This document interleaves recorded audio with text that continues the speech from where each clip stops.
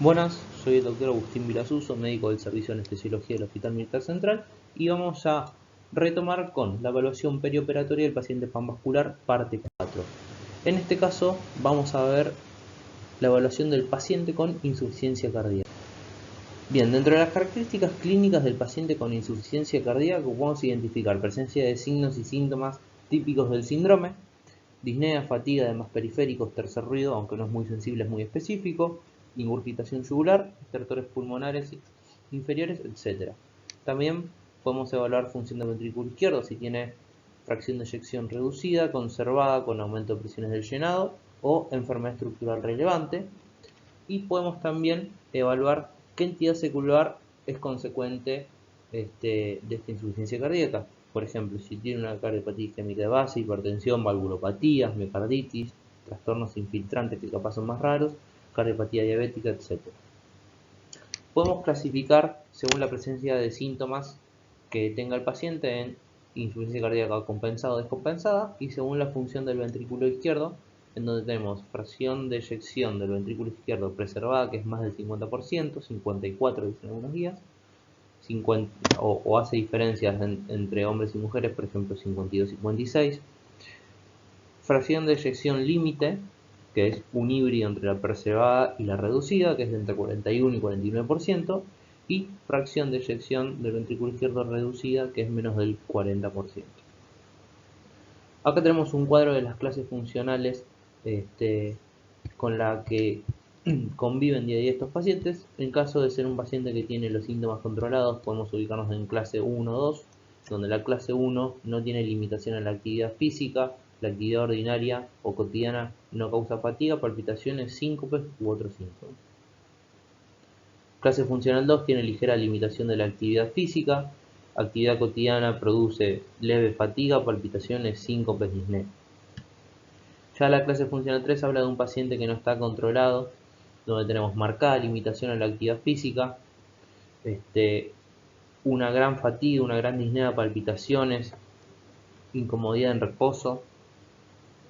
Y la clase 4 que habla de incapacidad de realizar cualquier actividad física sin molestias, incluso estando en reposo o con actividades que son de todos los días como bañarse o vestirse. La evaluación perioperatoria de estos pacientes tiene varios puntos a evaluar.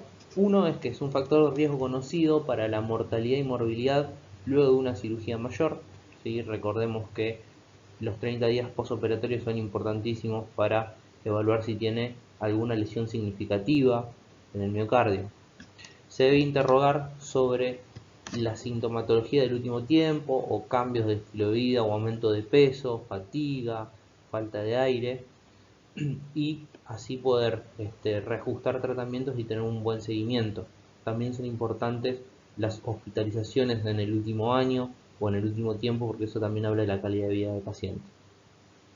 Importante valerse de exámenes complementarios de ser necesario, como la placa de tórax, ¿sí? Para ver la distribución de flujo, índice cardiotorácico, eco transesofágico o eco transtorácico, evaluar las válvulas, fracción de eyección, función sistólica, diastólica, y también valerse del laboratorio y los biomarcadores, como los péptidos natriuréticos, y en caso de que, por ejemplo, esté asociado a cardiopatía isquémica, también troponinas.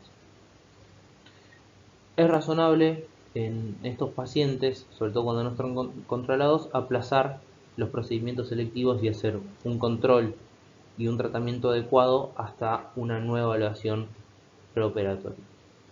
Y si es necesario, un interconsulto de colaboración con el servicio de cardiología ante insuficiencias cardíacas graves.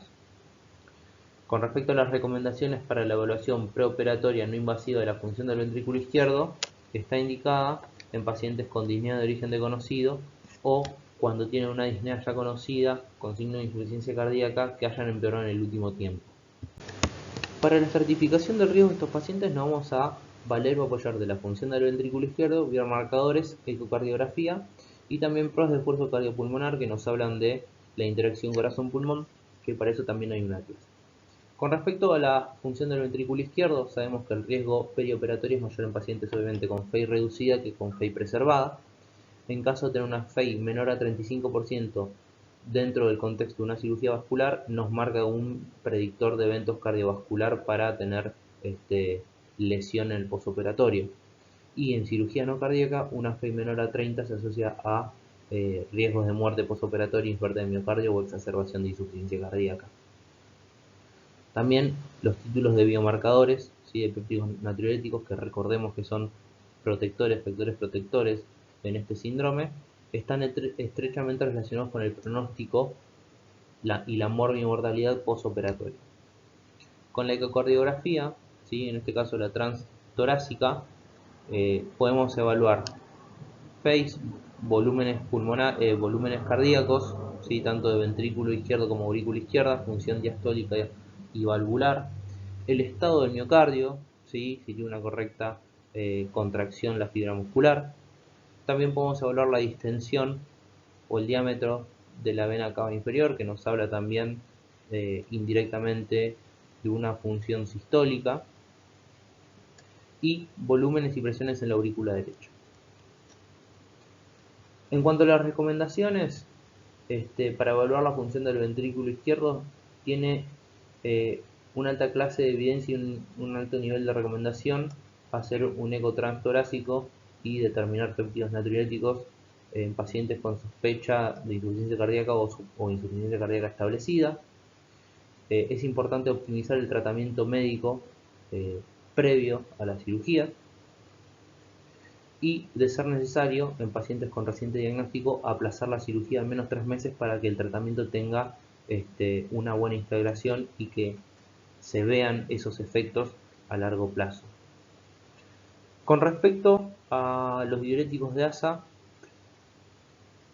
en cuanto a procedimientos prolongados de alto riesgo con proyección de hemorragia significativa o necesidades de líquido, podemos pensar en suspenderlos, ¿sí? También estos pacientes pueden tener alguna alteración en el ileograma dada también por estos diuréticos, entonces queda a criterio médico suspenderlos o no. Por último, en el posoperatorio, estos pacientes tienen que tener una buena planificación de alta y un correcto seguimiento multidisciplinario, ¿sí? Este síndrome de la insuficiencia cardíaca es un síndrome muy complejo que incluso necesita ser tratado y seguido por varios servicios a la vez. Se debe reinstaurar el tratamiento para la insuficiencia cardíaca lo antes posible. Incluso se puede considerar la posibilidad de administración mediante sonda nasogástrica o por vía intravenosa dosis bioequivalentes de los fármacos que venía usando y que fueron suspendidos antes de la cirugía. La evaluación postoperatoria de estos pacientes debe incluir obviamente un examen físico, un electrocardiograma y determinaciones seriadas de biomarcadores. Dijimos que se relacionan con el pronóstico postoperatorio de estos pacientes. Y apoyarse también en radiografía de tórax y ecocardiograma. Los pacientes con FEI preservada, recordemos que tienen un ventrículo más rígido porque mantienen esa FEI gracias a que aumenta las presiones lesionados y el hecho de tener el ventrículo más rígido hace que tengan la posibilidad de padecer un edema agudo de pulmón, por lo que es importante tener una buena estabilidad en los líquidos, tanto en el pre, en el intra y en el postquirúrgico, y de ser necesario instaurar un tratamiento con un diurético adecuado. Como dijimos, es de especial importancia darle atención al balance de fluidos, tanto en el intra como en el postoperatorio. Son pacientes que suelen tener muchos edemas y el desbalance hídrico es importante. Bueno, muchas gracias.